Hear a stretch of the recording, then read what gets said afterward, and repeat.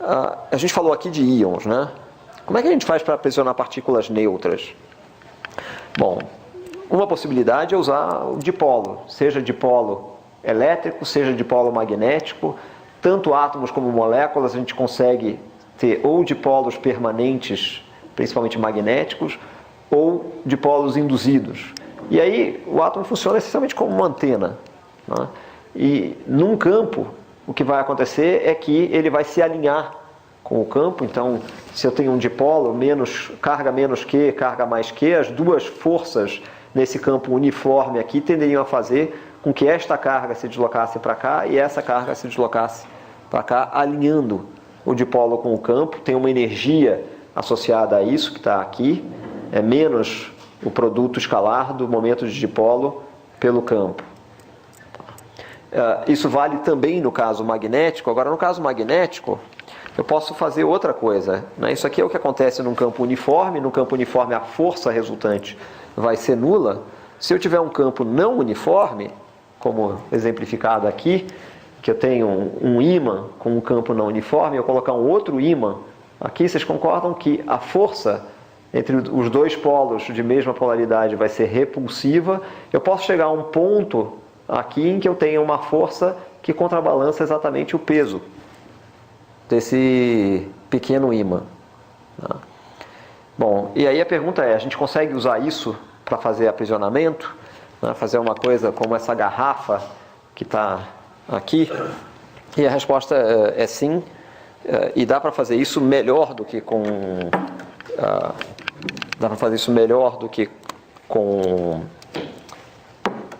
uma partícula de isopor. Dá para fazer isso com algo macroscópico desse tamanho aqui.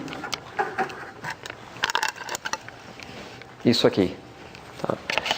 Isso aqui é um ímã e eu tenho aqui uma base magnética. Eu imagino que vocês estejam vendo. Eu não posso mexer muito porque isso desalinha. Aqui a base magnética. Vocês não conseguem perceber, mas se eu trouxer o ímã uma posição mais ou menos por aqui, ele quer ficar. Só que se eu soltar, ele vira. Por que ele vira? Porque, embora a força seja nula, existe um torque que tende a fazer com que ele se alinhe com o campo. Como é que eu faço para garantir um aprisionamento estável? Bom, o que o torque faz é o meu dipolo girar, né? Ele provoca uma mudança de momento angular. Então, se eu introduzir momento angular no meu sistema, eu posso conseguir um aprisionamento estável, porque agora ele vai ter um torque, mas o torque vai simplesmente exercer uma tentativa de variar o momento angular, mas como existe um momento angular, o que vai acontecer é que esse momento angular vai precessar. Tá? Então, se tudo der certo, eu vou mostrar para vocês que colocando esse ímã em rotação, eu consigo fazer com que ele de fato fique aprisionado.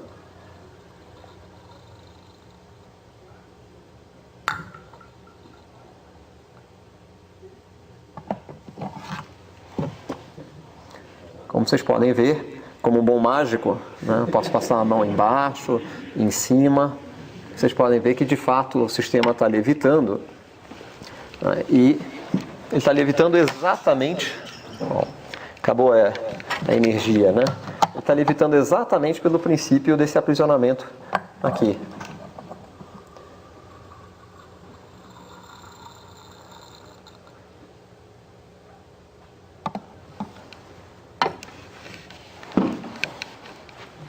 Felizmente esse aqui não precisa da câmera, né? Ok, eu não vou conseguir repetir porque agora alguns pedaços caíram no chão. Muito bem. Se a gente aprisiona então os átomos numa armadilha desse tipo, agora a gente quer resfriar, né? Quero fazer isso com átomos neutros e eu quero resfriar de forma a ser sensível à estrutura de estados discretos do meu potencial e, por exemplo, produzir um condensado de Bose-Einstein. Né? O que é isso? É um sistema de partículas indistinguíveis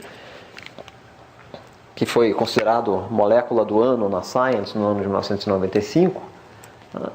E para produzir esse sistema, basicamente o que a gente precisa é diminuir a velocidade, de forma que as propriedades ondulatórias dos átomos vão começar a aparecer, né? Vão tornar evidente a natureza discreta dos níveis de energia. Okay? Então eu preciso reduzir a temperatura, reduzir a velocidade, de forma a aumentar esse comprimento de onda. Né? Tem uma transparência do Wolfgang Ketterle, indicando como que a gente produz um condensado de Bose-Einstein. Eu tenho um conjunto de átomos numa velocidade típica, temperatura alta, né? Então aqui são pequenas bolas de bilhar.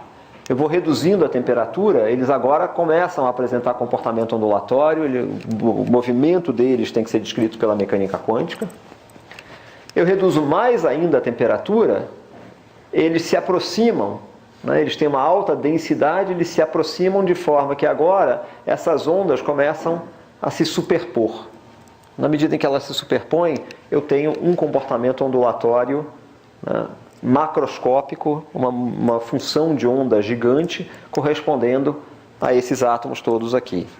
Então, tenho algumas simulações para mostrar para vocês sobre a produção desse tipo de sistema, que estão aqui.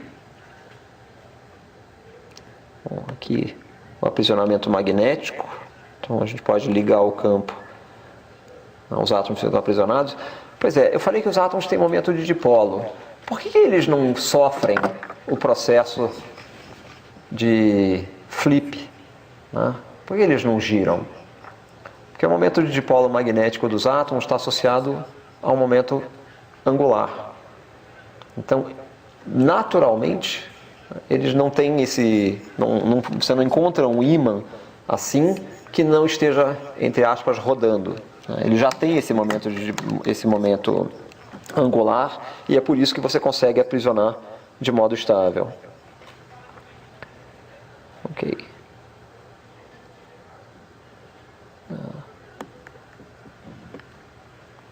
Bom, como é que a gente vai, então, agora resfriar esses átomos? Tem um detalhe. A gente poderia dizer, bom, vamos fazer o procedimento de